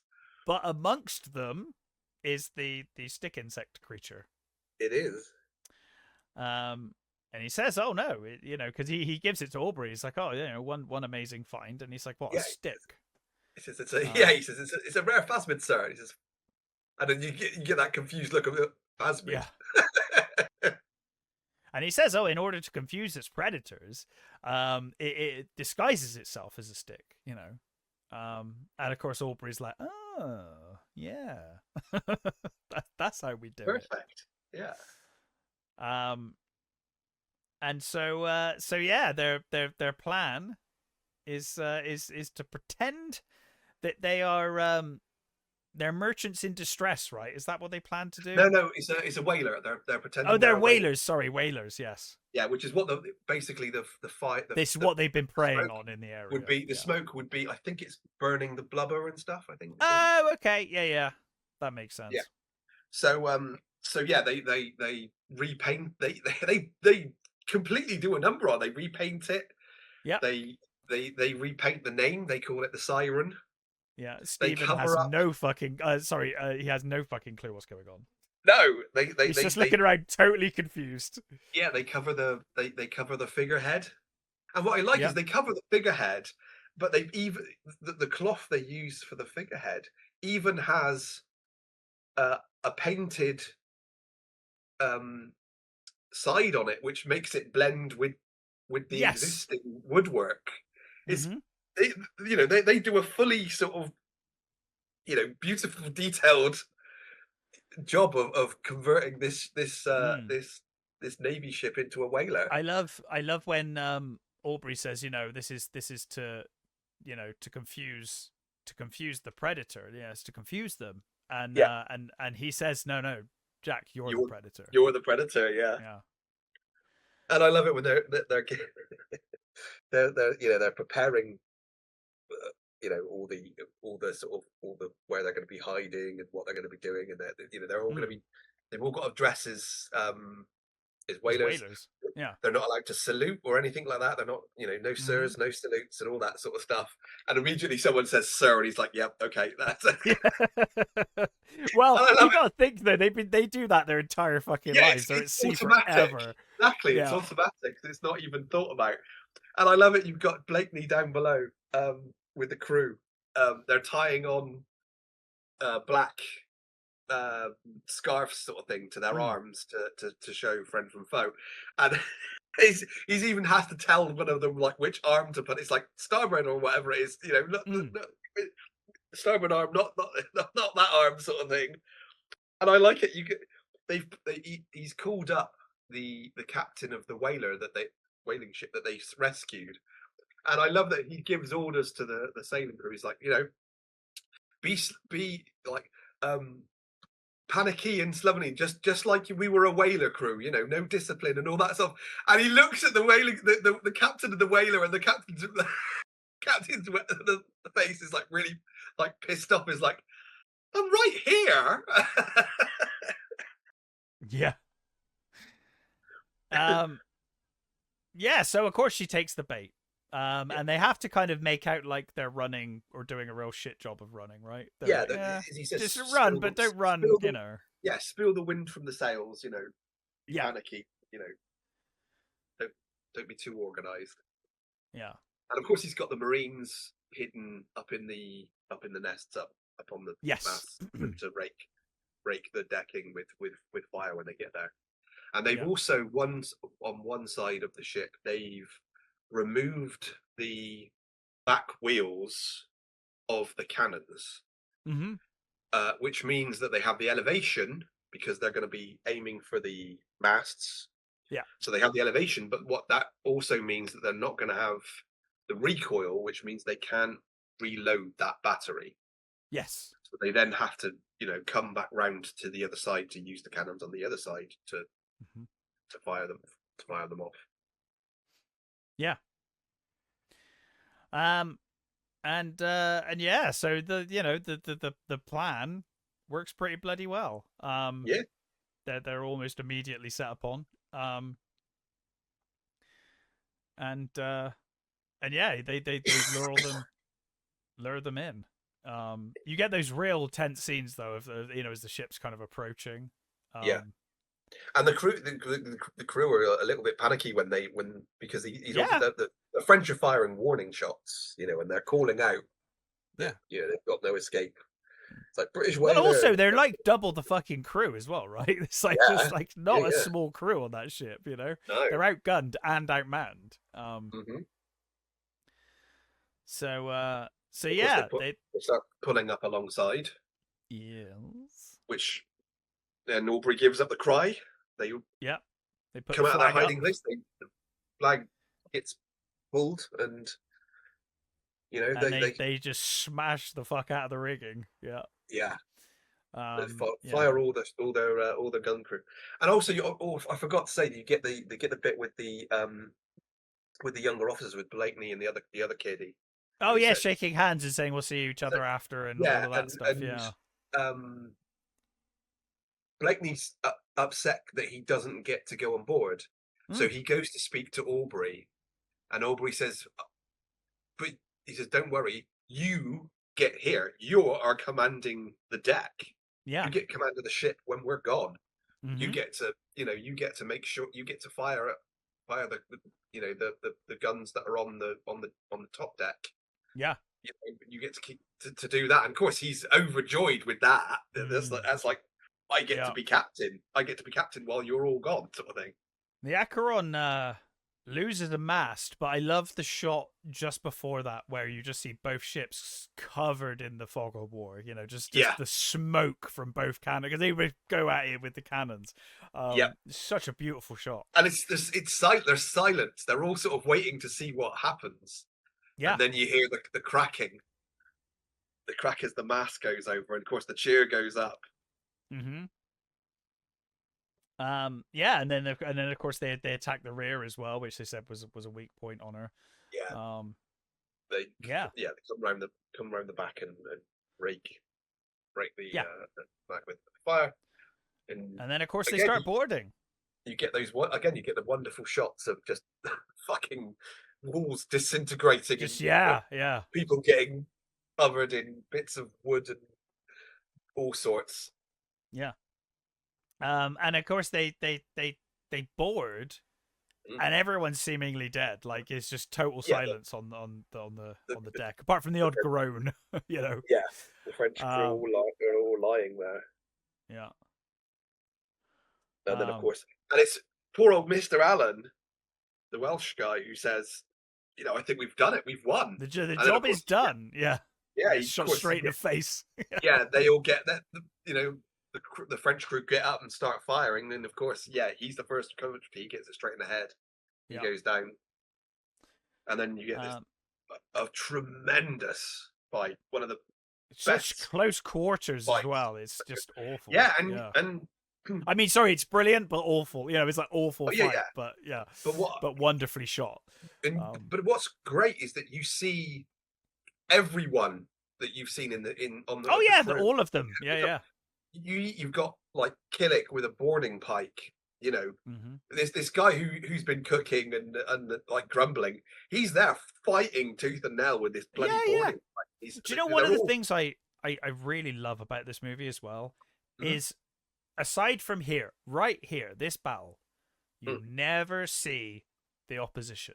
Never. You see like a glint in a fucking spyglass. That's all you see. Yep. Like you never have like the Wrath of Khan, like, oh, let's see it from Khan's perspective. Let's see it from Kirk's perspective. It's like, no, you never see them. Right up until this point. You've never seen you've not even seen the captain's face, because every time you've seen the which captain, works out really well for the whole movie, actually, as we'll get to in a bit. But, because when you have that shot of them looking at each other through the telescopes, his face is obscured by his hands holding his telescope, so you don't see it. And then even when you do get a point of view from their deck when they're coming up and he's calling like British whalers, you know, there's no escape, but you only see like the back of his head. You don't see any details. No. So until this moment you haven't seen them. Yeah, and you see a bunch of people. I think the carpenter gets shot. Like it's real brutal. Like a lot of people. Yeah, and there's the carpenter one's a really good one, because one of the other crew members is being grabbed by a Frenchman. He's being pulled back, and he calls to the carpenter. The carpenter chucks him a pistol, and he puts puts the pistol on fire. He fires it, and then of course you turn back to the carpenter, and the carpenter gets it in the chest sort of thing, and he goes down. Yeah. So the toll of the crew members that you've seen and that you've watched for 2 hours at this point, right? Yeah, there's a number of them going down, and of course they've got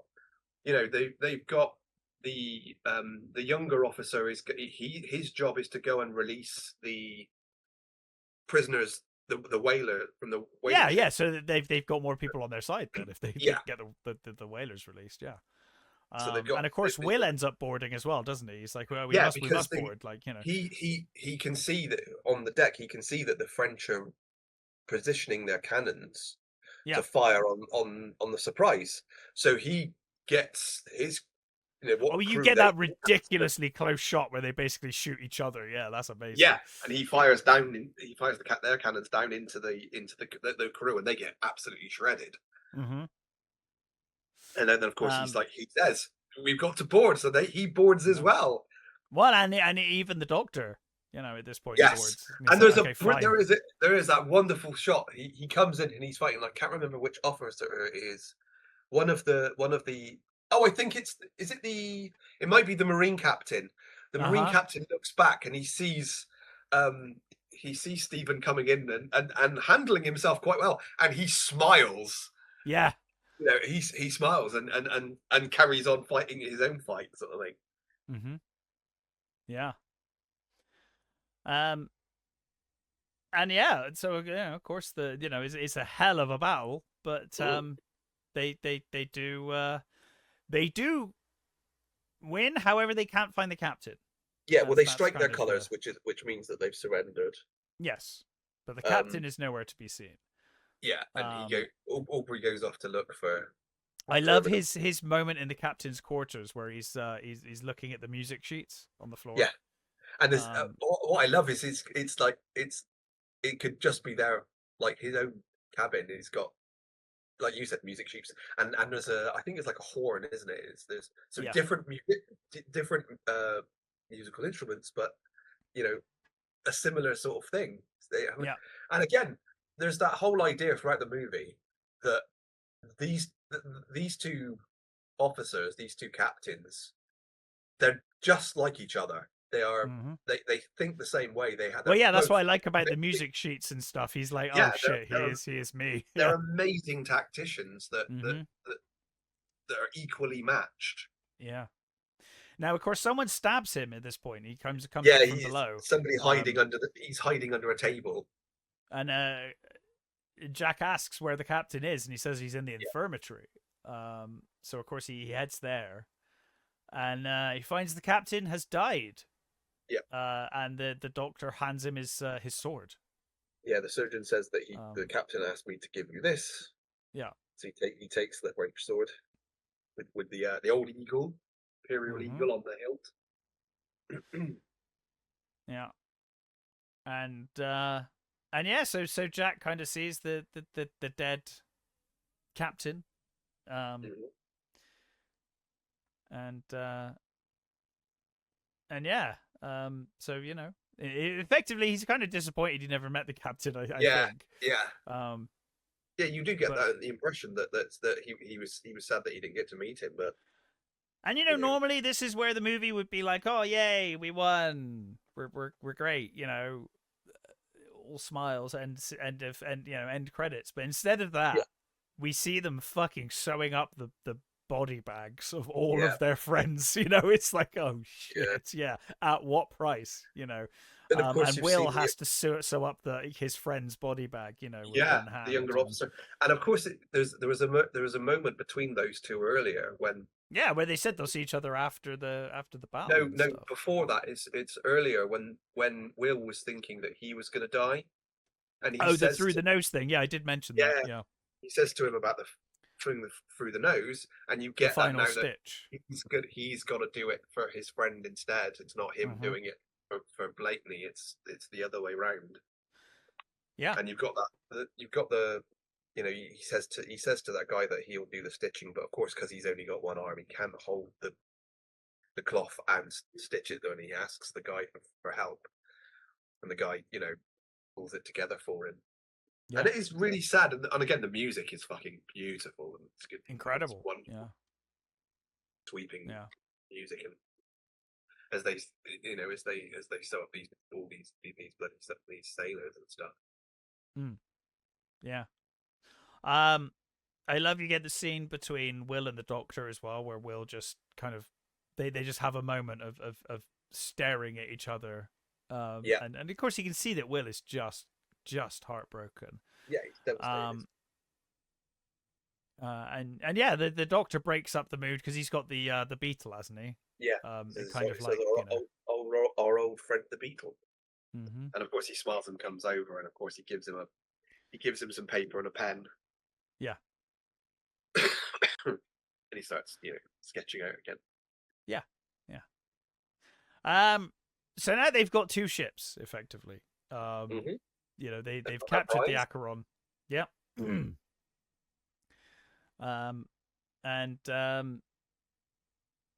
And yeah, so they begin to kind of set sail. Yeah, well, he says first he makes Pullings. Pullings. First Yeah. Lieutenant Pullings. He makes Pullings captain, Um, so he gets the command, and they're gonna say, I can't remember where he says they're gonna sell it, but they're selling about it. They're going to go somewhere else. And he says about he says one of the officers will make a fine sort of second or whatever he says to me, but Yes. it's your crew. You can assign whichever crew you would like, and of course they have a cheer for Captain Pullins. Yeah, and off Pullins goes on, overjoyed that this is Pullins' first command, which is great for him. Yeah. And you see them all sort of like in their little rowboat going over to the to the Acheron. Yeah. You then get them moaning about the music again as you you get kill it thing again and oh no, not again. Yeah. And of course they're tuning, getting ready to play, and they just have this off conversation where Aubrey says, "Oh, I met their doctor," and of course the doctor's like, "No, he died like months ago or weeks ago or something." Because he says at least they've got a proper surgeon. Yes, because the cook's going over with them with the thing. He says that at least they've got a proper surgeon and not him. And he says, no, he said the surgeon died weeks ago. Died weeks ago of did he say typhus or something? Or he says that something like that. Yeah, he died weeks ago anyway, of fever or something. And he's like immediately knows what that means. Yeah, he's like immediately like beat to quarters, like And I like it. He says because they were just talking about going back to the islands, weren't they? Yeah. And so he's like, subject to service requirements. Fuck. Yeah, and he says this bird you're looking for. He says, He says it's flightless, isn't it? You said it was flightless. He said yes. He says, well, it's not going anywhere then, is it? So good. And the end shot is beautiful. You've got the Acheron in the distance, and then it's the chase again. It's just starting again. Yeah. I mean, presumably a much shorter chase this time, you would hope. But because I'd like to think that Pullins didn't immediately get murdered. So you'd hope so, wouldn't you? But and then you just get the two of them playing as you said it kind of pans out to that the chase starting again. And really to my mind, the only problem with this movie is that there was not a sequel. Yeah. Because goddamn, when I left the cinema seeing this, I was like, I cannot wait for the next movie. I cannot wait for them to do more of these. Really, I think it's my favorite Russell Crowe movie. I think it's a movie I come back to pretty regularly, because it's just so goddamn good. I really don't have anything I dislike about this movie, to be honest. I think it's pretty damn near brilliant. It's another one of those very rare, almost perfect movies. In my opinion, it really is. And I'm glad we finally did it. I know you gave me the choice last week, and I was like, I kept thinking about it because I was like, we've been talking about doing this movie for ages, and we keep bringing this movie up as well. So I'm glad we finally got to cover it on the show. Wonderful film. It's I mean, everybody is doing a phenomenal job. I mean, Paul Bettany absolutely wonderful. The whole cast. The whole wonderful. cast. Yeah, the whole cast. And I was so the guy who played the kid at the time, the guy who plays Blakeney. Yeah, is a guy called Max Perkis. Mm-hmm. He also played Octavian in the first season of Rome. Oh, okay. And it's that these two roles are kind of his only real roles. Really? God, he's so talented. He's fucking amazing, isn't he? In Rome, he is one of the best fucking characters in Rome, and that's saying something. Did he just decide to go to school? Did he quit? Did he? Yeah, he went. So he basically went to university and stuff. He ended up going back to school and that. And he now works in acquisitions for Embankment Films.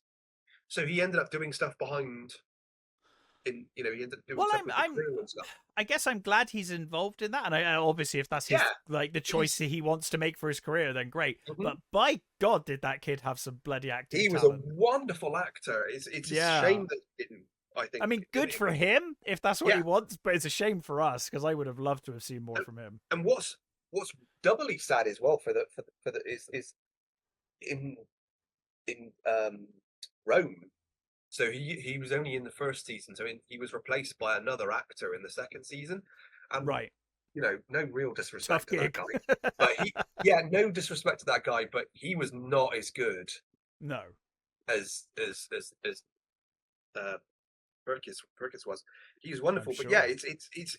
I'm glad that he's still in the film business, but it is a shame that I think he was in a few other things afterwards, but not much. Right. And it's a real shame because he was an absolute talent. I mean, in this, he's unbelievable. Yeah. But I think everyone is in this. There's not a weak performance. No. So yeah, that was Master and Commander: Far Side of the World. Very long name, but a very, very good film. And 100% recommended by us. So we will be back next week with our usual modern review fare. Got to find some films to watch. But until then, stay safe, take care, and we'll catch you next time.